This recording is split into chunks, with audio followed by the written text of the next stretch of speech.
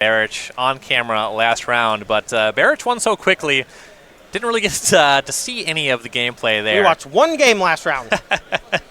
And I said, hey, next time please win a little slower, please. Let's see if that can happen. Looks like Warfield on the play here, shocking for a stomping ground to 18. Commune with the Dinosaurs. This card really showing up, making a comeback because of Core Set 2020. Yeah, Core Set 2020 gave a lot of tribal decks from the Ixalan block a new toy. You know, we got Marauding Raptors for Dinosaurs. We got Sword and Vengeful Bloodlord for Vampires. There's probably some elementals that I'm missing that go along with the elemental theme. So, but for, you know, in this matchup, I want to say one last thing before we really get underway. A lot of decks in the format actually sideboard multiple copies of Ripjaw Raptor, and Warfield's Jund Dinosaurs is one that gets to play it main deck, which is a huge deal against the red decks. Yeah, absolutely. You saw Regisaur Alpha picked up off the Commune. Fanatical Firebrand was a turn 1 play for Barich. Now it's attacking a second time. Warfield down to 16. You saw an Otepec Huntmaster shocked in between. And now you see a Gitu Lava Runner joining the squad for Barich. Turn 3 for Warfield. Here's a Forest, and here is a Domri. Yeah, Domri's not my favorite card out of the Jund Dinosaurs deck. I would actually say it's my least favorite card, but it does do some really cool stuff against some more mid-range decks in the format, allowing your Rotting Regisaurs and the like to really hammer home. Scary start to Barich's turn. 2 more Lava Runners, but I'm not seeing a second instant or sorcery for the Graveyard. So I think Erin actually has a Skewer the Critics, and she's trying to figure out if she wants to go face for Skewer, or face and then turn on Skewer. Gotcha, yeah. She can use the Firebrand to turn on the Skewer. Alternatively, just attack for 2, and that's what we see here. And that's going at Warfield's face. She'll fall to 14. Yeah, face is the place. But now Warfield has access to at least 5 mana here, and we saw a Regisaur Alpha found off the Community of Dinosaurs on turn 1. That's pretty good. Yeah, Woodland Cemetery is land for turn. Domri's mana number 5. Here's the Regisaur Alpha. Now this is the kind of spot I was talking about. At this juncture, if Barich doesn't have a way to clean up some of these creatures from the opponent's side, there's a chance that the game just ends next turn, or functionally ends next turn because Allison gets to untap at 14 life with plenty of creatures to play defense. Well, no answers on this turn for Barich, but a pretty big find. Turn 4 Experimental Frenzy. Potentially next turn could get out of hand. Oh, for sure. Frenzy is very strong in this deck, and last week she actually decided to play only 1 copy of Frenzy in the main deck, going for more of the Chandra Spitfire type game plan because so many people were ramping instead of playing like this ABC, kill your creature, establish a little bit of a battlefield. So Spitfire was able to close games very quickly against those decks playing Risen Reef. Unclaimed territory. Got to figure this on Dinosaurs. Will be land number 5 for Warfield. And here's Ripjaw Raptor. You mentioned that being a big factor of the deck in this matchup. And that Domri's been hanging out. Here's a -2. Get to fight one of the Lava Runners and draw a card. Yeah, the Ripjaw Raptor plus Domri is one of the better interactions for the deck. And because of this Experimental Frenzy, I was going to say, I would actually expect Warfield to get aggressive here and start applying pressure to the life total. Otherwise, Frenzy might just get really out of hand. Dinosaur token attacked, Barich to 17. Now you see Frenzy go to work. Runaway Steamkin deployed, as well as a land. Here's Goblin Chain Whirler. Steamkin will get a counter. Unfortunately, that's going to trigger the Ripjaw Raptor. Warfield will draw a card as she falls to 13. Yeah, this was a pretty good turn, though, even though Barich gave Warfield a card effectively for free. Found the Runaway Steamkin and might be able to do a lot of burst damage next turn. Lava Runner still just 1/2s, and the Chain Whirler knocked Domri down to 2, though 1 fight still on deck over there. Yeah, and that would be a fine trade-off next turn, I believe, for Warfield to go Ripjaw Raptor fighting either the Runaway Steamkin or the Chain Whirler. And now I think Erin's actually trying to figure out if she wants to shrink it down so that can't happen. Yeah, Barich's going to defend the creatures. Uses that Fanatical Firebrand to put the Domri down to 1 loyalty. Then we'll pass back to Warfield. Now, if Warfield actually attacks in here with all 3 of these creatures and Barich declines to block, the game actually ends. A Collision Colossus here from Warfield would close things down. Well, here's a huge attacker. Domri's going to help Warfield cast a Rotting Regisaur. Regisaur Alpha has haste for that. And it's not stopping there. Warfield's going to shock for a Stomping Ground. Falls to 11. Shifting Ceratops added to the battlefield.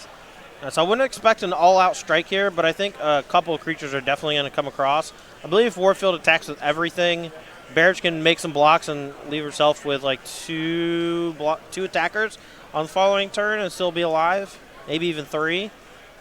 And that would put her in a spot where a couple strings off the top might actually just close the game. So expect a conservative attack here from Warfield. Dinosaur token, a Rotting Regisaur, and Regisaur Alpha. So Raptor and Shifting Ceratops are going to hang back. All right, so these 3 creatures are attacking. This is an easy block here. Chain Whirler eats the 3 toughness dinosaur, and then we got a chump block on the 8 power Rotting Regisaur, and then we take 5 from the Regisaur Alpha. It's going to send Aaron down to 11. Right, yeah, that static on Domri does pump that +1. Combat plays out as you said. Perhaps a slightly ill-advised attack, maybe attacking with the shifting oh no, it doesn't have face. My apologies. Maybe attacking with Ripjaw Raptor would have been a little bit more advisable just because of the 3 damage first striking from Chain Whirler versus the token. Shock is the first play for Barich. That's going to grow the Steamkin. Goblin Chain Whirler is the next play, so that's 2 more counters on the Steamkin. It's now fully stocked at 3. Yeah, but Warfield can draw another card here with the Ripjaw Raptor if she remembers the trigger. And the Shock did go upstairs, so Warfield now at 8. And here's a Chandra Acolyte of Flame off the mana with the Steamkin. It's now back at 1 counter. Yeah. If Barich wants to, Barich can minus the Chandra, cast the Shock from the graveyard to deal 2 to something, probably the Domri. Put another counter on the Runaway Steamkin and maybe keep the train going.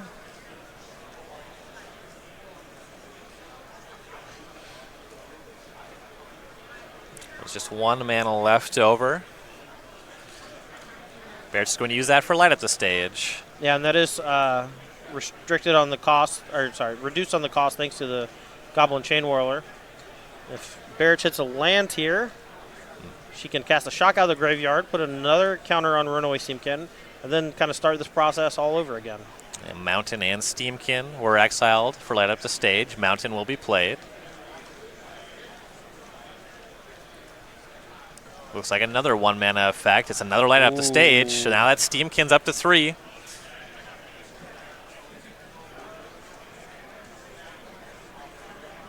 Mountain Chain Whirler.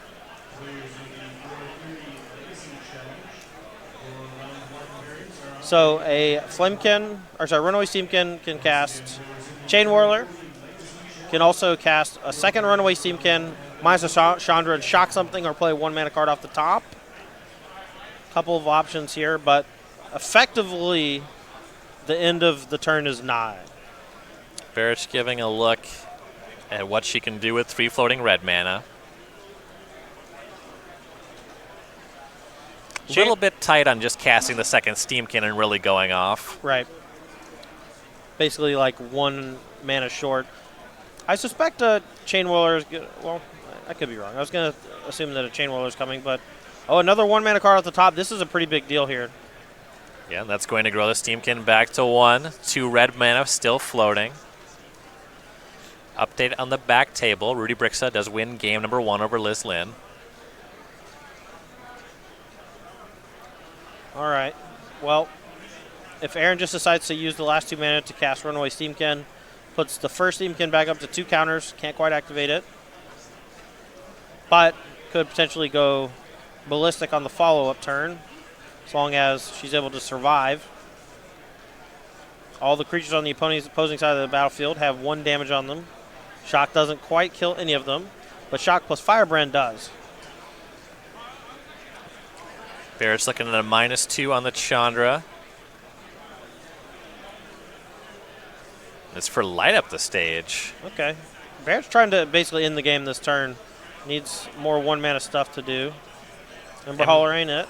Ember Hauler Mountain Exile, just 1 red floating left over.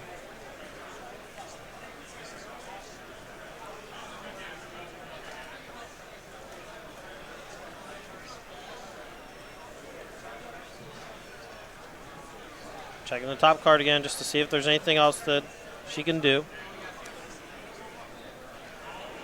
Thought she might toss the Fanatical Firebrand at the Domri, but I think instead probably just going to pass turn and try to win on the following turn. Okay, so you see the mana pool is emptying. All those cards are exiled for next turn from those light up the stages. Then we'll go back to Warfield. Rotting Regisaur will trigger. She'll discard a card. It's an unclaimed territory, and she'll draw for turn. Now, I believe she has Shifting Ceratops. She can plus Domri, cast Ceratops, give it haste, swing in with everything, and depending on how Barich blocks, that Collision Colossus might actually steal this game against this really insane Experimental Frenzy. So Domri is going to make a mana. Here's another Shifting Ceratops. This time Warfield has mana to give it haste if that's what she wants to do. Yeah, they have haste from the Regisaur Alpha, and Warfield can also give at least one of them trample and still cast the Collision Colossus to give one +4/+2 in trample. Warfield looking at what blocks might look like. Barich at 11. Yeah, so with Collision Colossus, the Rotting Regisaur becomes an 11 power trampling creature. Right, and you have to remember the Domri's also pumping the other creatures, so that could mess up combat math from Barich's side of things. This is a spot you really want to be in from the Jund Dinosaur side of things, because if Barich just makes one drawn block, she might die. That's a good point. Yeah, it is a 12 power trampling creature because of the Domri. Right, and there's not even there. You know, there's a chance that there's just no actual correct block. But if I'm Warfielder, I'm shoving. I'm letting Barich do the math, and then once the dust settles, you check and see if any of the creatures coming across can win the game by getting trample and +4 power. Now, so here's the attack. Everyone's coming across. There's 6 blockers. Sorry, 5 blockers, 5 attackers, 4 damage effectively, plus the trample is going to get in. And if Fanatical Firebrand sits there on that Regisaur, this game's done. Realistically, it seems like Barich probably just has to block as if Warfield has nothing. Yeah, like I said, it's possible that there's just no correct block in this scenario. Like right now, the Shifting Ceratops is getting in for 6, and so that plus or getting for for 6. So the Collision Colossus on the Rotting Regisaur is just well over lethal, and I don't think that there's a blocking configuration that keeps that from being the case. Right. So Warfield has enough mana for Collision plus Trample on 1 Ceratops. With these blocks, that part's not really a factor, but it seems like with any block, that combination should be good. There you see the Collision, and Allie Warfield up a game. Yeah, impressive stuff from the Jund Dinosaurs deck. A lot of times you have to figure out a way to get aggressive against an Experimental Frenzy. Warfield piecing together a three-pronged or three-turn attack to get the job done. All right, so players going to look at the sideboards here. For Warfield, now up a game, she has 4 Duress, 3 Flame Sweep, 3 Noxious Grasp, 2 Thrashing Brontodon, 2 Veil of Summer, and an additional copy of Domri. Actually, this is 4 mana Domri, so this is a different effect. Yeah, this is the one that gives it Riot, and also can search your deck or the top 6 cards for up to 2 creatures. As far as sideboards are concerned, the Duresses can play a big deal here by just stripping Barich of some of those key removal spells like Lava Coil, as well as hitting that Experimental Frenzy early in the game. For that reason alone, I like porting in at least 2 or 3. Some number of Thrashing Brontodon I think can come in, and then some number of Flame Sweep I think also comes in, as Barich's build has a ton of really small creatures, and Flame Sweep kills Fanatical Firebrand, unlike Fiery Cannonade for the last 2 darn years. As far as Barich is concerned, on her side of things, I'm boarding in removal spells that can take care of some of those larger creatures. You definitely want Lava Coil. I don't think Tybalt is very good. You can't expect too much in the way of life gain from the Jund Dinosaurs deck. The Chandra Spitfire might be pretty good because there's not a ton of removal from the Jund Dinosaur side of things. And then, of course, you do want Active Treason as that big blowout potential for taking one of those giant dinos like Galta and kind of stealing the game in a spot where you were far behind. Yeah, Anti-Treason definitely can be a big blowout against a card like Gulta. You see the Heart Piercer Bow, that's largely an answer for Cerulean Drake. Not a factor in this matchup, but it is something you might play against were you to take Barich's list to something like a Star City Games Game Night. You can read all about the deck that she used to win the Worcester Open last weekend over on StarCityGames.com. Check out Game Nights in July and collect the Down Undead tokens and sleeves. I think last week I tried to do an Australian accent, but I've been watching a movie that was set in South Africa and accidentally did a South African accent. So I'm not even going to try, but it's a play on Down Under, but it's Down Undead. So. That was a good bit where you explained the bit that you tried before. It didn't work. Didn't work, you know. I love it when comedians do that, right? Like they're like, I had a joke about this thing. It kind of fell flat for XYZ, so that's not going to do it. I'm reminded of the episode of 30 Rock where Tracy Jordan is going on about how funny he thinks breaking is and is just shouting and laughing about the fact that he's breaking. This bit's a lot like that bit. Yeah. But more quiet. Yeah. Well, your bit is kind of like my bit about his bit. I think that's what we're doing. All right. Well, looks like the left side of the table here with Briksza, Sasser, and Warfield are all up a game. So our winners from last round, Liz Lynn, Dom Harvey, and Aaron Barich, got some work to do. Yeah, they had a 5-game sweep last round. Currently, they are under 3. Yeah, but things can go either way. I think Barich's deck gets a little bit better suited to fight this matchup after sideboard. The Hogak deck, it's a little less explosive than the previous iterations featuring Bridge from Below, but still strong nonetheless. It basically becomes whether or not Harvey can actually answer those things in the ice, which we were talking about earlier. And if something like Fatal Push out of the sideboard can potentially help there. Looks like he has a couple of Sasser trophies as well. Maybe some ley lines to contain the Phoenixes, but they're not really nearly as big of a problem as Thing in the Ice. And as far as Teamer Delver versus 4-color Delver, I feel like Liz should have a bit of an advantage. Noble Hierarch gives you a big mana boost. But, it can go either way. Fruity just had a bunch of removal spells and some wastelands and some pressure. Like, games just kind of end sometimes without you really doing much of anything in Legacy. Yeah, there's a lot of give and take on the deck registration sheet between those two decks. The value of red and 6 versus 1 toughness creatures, how good a wasteland is against a 3-color deck versus a 4-color deck. A lot going on in that match. Yeah, I'm assuming Briksza's version, and I got it in front of me now. I'm going to take a look at it. 4 Tarmogoyf, 4 Delver, 2 Dreadhorde Arcanist, and 2 True Name Nemesis. 3 copies of Ren and 6. So this is kind of the similar version of what we've been seeing a lot lately. And it's more of Teamer Delver main deck. The only black card is actually Abrupt Decay, and then the sideboard, there's some other black cards like Plague Engineer, Liliana's Triumph. But for the most part, game 1 is just Teamer Delver mirror match. One person has Tarmogoyf, and the other person instead has 4 Noble Hierarch. So, in that regard, Tarmogoyf is a big old boy. Pretty hard to kill when your removal is primarily Lightning Bolt. Those Abrupt Decays probably did a lot of work for Rudy, if I had to guess. Had Aaron Barich on the play for game number 2. She did take a mulligan, just a mountain and a pass on turn 1. Turn 2, it is Ember Hauler. Warfield at a tap Stomping Ground, see if there's any action on turn 2. Woodland Cemetery is the land. Otepec Huntmaster is the cast. Now, this is a spot where Ember Hauler is far superior to Vaishno Pyromancer. Now, Aaron Barich does have the shock, but if she didn't have that removal spell in that spot, having the capability of using Ember Hauler to clear off that mana creature is a huge deal. Shock, attack, light up the stage. Warfield at 18, 2 mountains revealed.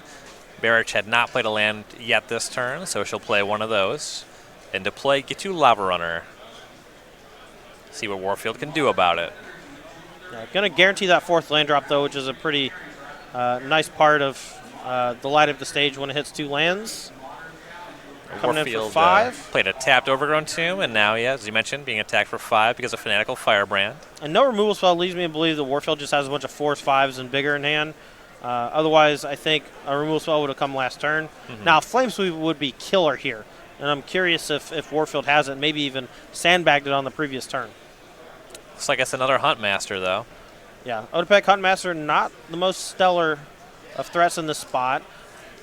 Barich here actually has a pretty interesting decision. She can trade the Ember Hauler for the Huntmaster and then untap him and play Experimental Frenzy instead decides that the 2/2 body is worth a bit more. So we go back to Barich. She'll cast a Runaway Steamkin. Excuse me, that was a Lightning Strike, not a Experimental Frenzy. Apologies. Yeah, so Strike takes down the Huntmaster. The other creatures attack for 5. Steamkin's now at 2. Warfield is now at 8. Yeah, Warfield has a bunch of Register Alphas in hand. I'm curious if she has a 5th land to play. Looks like she doesn't. Just going to cast a Rotting Regisaur and cross fingers. That should do it right there. Another Lava Runner. Steamkin now a 3. Attack with everybody. You block the 3. You still got 7 coming across with the Ember Hauler at the ready. Yeah. Really clean win there for Barich. We're going to see if she can maybe take down game number 3 after sideboard. Barich was also mulligan that game. Was down on 6 cards, but just had a really good start there. It seems like being on the play is going to be pretty important in a matchup like this. Oh, for sure. Warfield there, if Warfield was on the play, there's a chance that Barich doesn't use an early removal spell to kill the mana creature because she needs to get some pressure onto the battlefield. Otherwise, you're just kind of treading water. But Warfield there, a little unfortunate. If she was able to draw an untapped land that turn that didn't deal her some damage, playing 2 blockers off that Regisaur Alpha might have given her enough of a life buffer to survive the attack. Mm-hmm. And it looked like the keep from Warfield was leaning kind of heavily on that first Huntmaster. Yeah, it's a shame because it's the big part of your overall game plan, but in a matchup that has a bunch of shocks in it, it's not really something you can reliably count on. Erin Barich is one of my favorite players to cover here on the SCG Tour, an invitational champion. We saw her win the Standard Open in Worcester last weekend. In 2018, played 14 Opens, got 1 top 8, but all-time 8 Open top 8s with 2 wins, 1 Invi top 8, won that one. The fastest invitational finals probably of all time. Yeah, I was actually doing commentary on that with Cedric Phillips, I believe, and we had a good time. Just Barich's pace of play always speeds up when she knows she's ahead, and every time she would just untap and have the kill, she would just sit up in her chair a little bit, play her land pretty fast, do a double count, and then shove. And then the opponent would do some blocks or removal, and usually she would just kill them through 2 removal spells. So. Always a treat to watch. Erin Barich playing Infect is just delightful. Shuffling up here for Game 3. Going to see which of these 2 players can take down their match and put their team firmly in the driver's seat.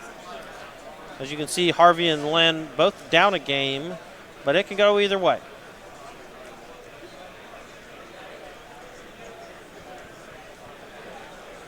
This time Warfield will be back on the play, see if both players can keep their 7-card hands.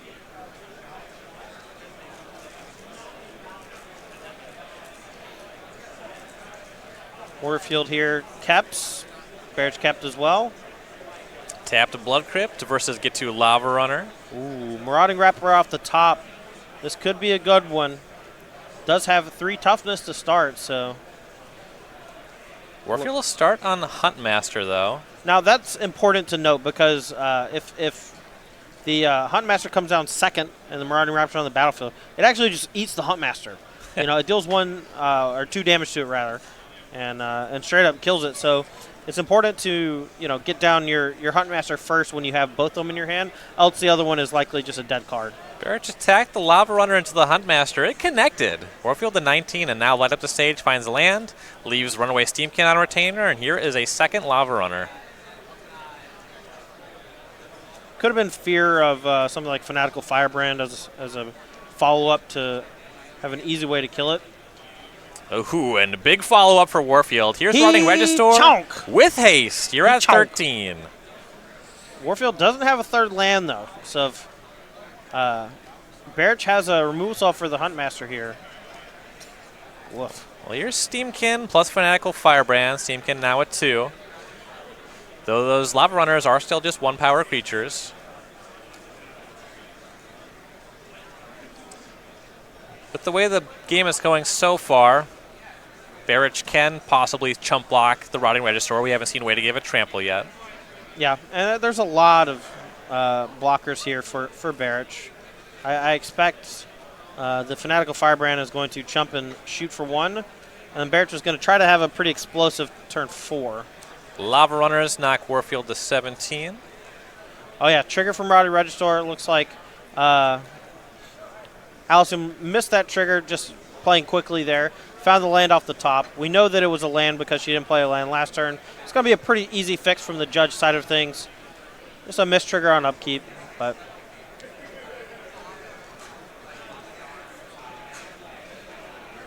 I'm not positive what the ruling is. Sometimes with these looking at extra cards kind of errors, you have the player shuffle the deck. You have gained information before discarding card to hand side, or to the register rather. Now what they could do also is there's a number of fixes for stuff like that. So they're just gonna basically talk to the judge. We'll come back to the booth here while they get that sorted out. We'll make sure that they pause the match before they start again, so that we get to see the natural conclusion there. Do we got any more questions here from Twitter? We probably got a few that came in. Try not to look at my phone during the match. That would be irresponsible. All right. All right, here's a easy. This is a fun one. This is from Brittany MTG. What's your favorite card of all time, and what's your favorite card in the most recent set printed? So that'd be favorite time of all time, and then favorite card from Core Set 2020. Favorite card from Core Set 2020 is Marauding Raptor. That card is super cool. I just wish dinosaurs were gonna be around a little bit longer for it to get a lot of utilization. Favorite card all time, Desolation Angel. Not close. I have a framed print of it from the Apocalypse art. That's sick. It's nice. My favorite card all time is Mole Drifter, because it always makes me happy if I'm casting that card in any capacity. Sure. Favorite card from Core Set 2020, Golos Tireless Pilgrim. I want to find some way to play that card. Sure. All right, well, looks like we have the match fix. Turns out the way that, since there's known information from the draw step already, what happened is that card got put back, and then Allison chose which card to discard, and then gets to continue on with the turn. Yes, you see the Raptor discarded, unclaimed territory, played as a land for turn.